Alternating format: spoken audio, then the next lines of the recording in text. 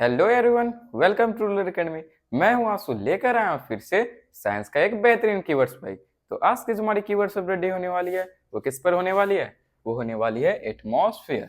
आज की क्लास में हम जानने वाले हैं कि एटमॉस्फेयर किसे कहते हैं। तो एटमॉस्फेयर किसे कहते हैं भाई? आप अपने चारों ओर देखो, तो अपने लेफ्ट में देखो, राइट में देखो, अप में देखो और डाउन में देखो भाई। आप क्या पाते हो? आप किससे घिरे हुए हो? एयर के लेयर से घिरे हो भाई। एयर मतलब बहुत सारे गैसेस, मतलब मिक्सचर ऑफ गैसेस। अब बहुत सारे गैसेस से घिरे हो, तो गैस में कौन कौन आएंगे? कार्बन डाइऑक्साइड, नाइट्रोजन, ऑक्सीजन, मतलब अब बहुत सारे गैसेस से घिरे हो। ये जो एयर की लेयर है, मतलब गैसेस की लेयर है, यही क्या कहलाने वाली है? हमारी एटमॉस्फेयर कहलाने वाले भाई। तो हमारी फर्स्ट स्टेटमेंट क्या कहती है? The earth is surrounded by layer of gas called the atmosphere. इसका मतलब क्या हुआ?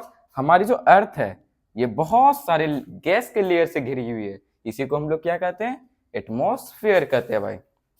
तो इस अर्थ के एटमॉस्फेयर में 5 डिफरेंट लेयर होते हैं भाई। कौन कौन? पहला ट्रोपोस्फेयर, दूसरा स्ट्रेटोस्फेयर, तीसरा मेसोस्फेयर, चौथा थर्मोस्फेयर और पांचवा कौन है? एक्सोस्फेयर भाई। तो हम एक एक करके सभी लेयर को जानने वाले हैं। हम सबसे पहले जान लेते हैं ट्रोपोस्फेयर को भाई। ये कहां से कहां तक फैली हुई है?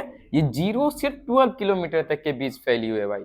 और इसमें क्या होते हैं? वेदर फिनोमिनल, मतलब मौसम से रिलेटेड जितनी भी गतिविधियां हैं वो किस में होती है?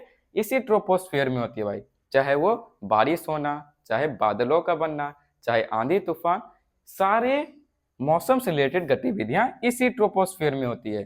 फिर नेक्स्ट है स्ट्रेटोस्फेयर। ये कहां से कहां तक फैली हुई है भाई? 13 से 15 किलोमीटर तक बीच फैली हुई है। और इसी लेयर में क्या होती है? हमारे एरोप्लेन फ्लाइंग करती है। और यहाँ जानने वाली बात यह है कि इसी पार्ट्स में क्या होती है? हमारी ओजोन लेयर भी होती है। और ये ओजोन लेयर क्या करती है? हमें सन से आए अल्ट्रावायलेट रेज से प्रोटेक्ट करती है। अगर ये अल्ट्रावायलेट रेज डायरेक्ट हमारे अर्थ में आने लगे तो हमें क्या होगी भाई? स्किन से रिलेटेड बीमारियां होने लगेगी। तो यही ओजोन लेयर सन से आई अल्ट्रावायलेट रेज को ऑब्जर्व कर लेती है भाई, जिसके कारण ये अर्थ तक नहीं पहुंच पाती। तो नेक्स्ट लेयर क्या है?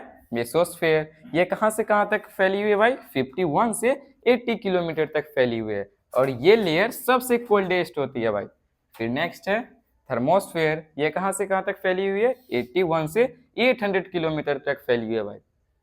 फिर हमारी जो सबसे बाहरी, मतलब आउटर लेयर है, वो कौन है? एक्सोस्फेयर भाई। वो कहां से कहां तक फैली हुई है? 800 से 1000 किलोमीटर तक फैली हुई है भाई। तो ये थे हमारी आज की कीवर्ड्स। आई होप कि ये सारी चीजें अच्छे से समझ में आई होगी। मिलते हैं नेक्स्ट क्लास में एक बेहतरीन कीवर्ड्स के साथ।